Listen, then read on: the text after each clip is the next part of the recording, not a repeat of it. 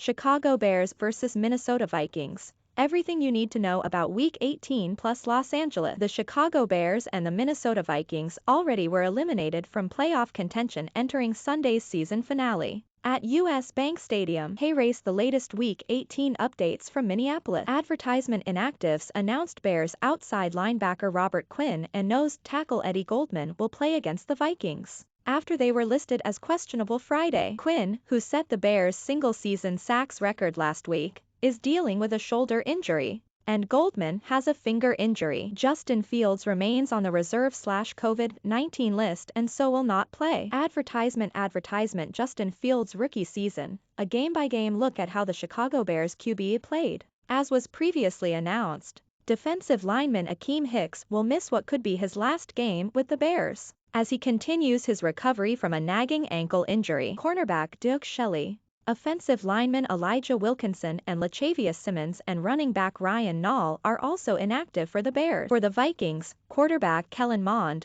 cornerbacks Mackenzie Alexander and Chris Boyd, running back Wayne Gallman, tight end Zach Davidson, guard Wyatt Davis and defensive tackle Michael Pierce are inactive. Latest Bears buzz on Matt Nagy and Ryan Pace. The Tribune's Brad Biggs reported Friday that while Nagy is expected to be fired Sunday or Monday following the season finale, the buzz around the league is the Bears could retain general manager Ryan Pace in some role. A new cycle of firing and hiring has started in the NFL. Race the latest news, starting with the Broncos firing coach Vic Fangio. Major changes seem imminent at Hallis Hall. But what exactly will the Bears do with Matt Nagy, Ryan Pace, Ted Phillips and others? Matt Nagy navigates one last turn of the quarterback carousel. None of them have been successful enough as he enters what could be his last game as Bears coach. How Matt Nagy's record stacks up with other Bears coaches. Matt Nagy's time with the Bears, a look back at the career highs and lows for the coach. Disorder, dysfunction, disappointment. As the Chicago Bears' systemic failures continue, one proposed remedy has become common: you clean house. Pre-game in what potentially could be his last game as Bears coach, Matt Nagy still expects his team to put forth its best effort to end the season on a 3-game winning streak. The Bears beat the Seattle Seahawks and New York Giants after their loss to the Vikings officially knocked them from the playoff race. We all play to win the Super Bowl. That's why we coach. That's why we play, Nagy said. The biggest challenge as a player,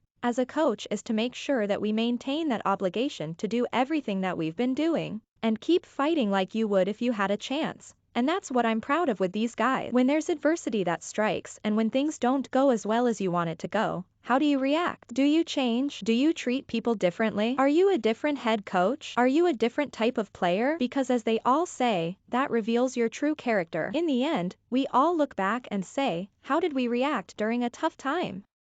I think everybody in this building can tell you, we reacted pretty well. Veteran Andy Dalton will start at quarterback after rookie Justin Fields tested positive for COVID-19 during the week. Nagy said Nick Foles would be the backup, though Fields technically could have tested back into the playing. Nagy indicated the missed practice time Thursday and Friday would be too much to come back from. Dalton will try to end a challenging season on a high note. He was the starter to open the season before suffering a knee injury in Week 2. As he was recovering from the injury, the Bears turned to Fields as the permanent starter. Dalton came back to fill in for the then-injured Fields in a Thanksgiving Day win against the Detroit Lions, but suffered hand and groin injuries and tested positive for COVID-19 in December. He returned to beat the Giants last week with Fields out with an ankle injury. It's been up and down, Dalton said. There's a lot that has gone on and a lot of things that were not expected at times. But it's kind of one of those things that you have to learn and grow from each experience that you have, and that's just kind of where I'm at. Injury report: aside from Fields being on the reserve/COVID-19 list,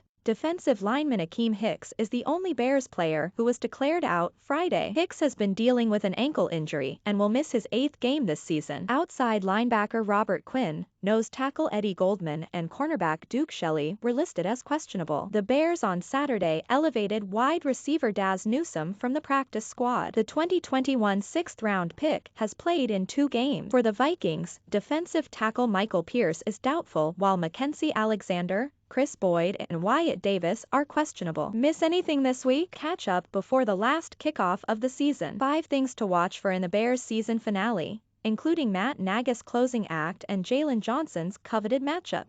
Plus our Week 18 predictions. Bears QA. Which free agents won't be back? And will Devin Hester get inducted into the Pro Football Hall of Fame? He shut everybody up.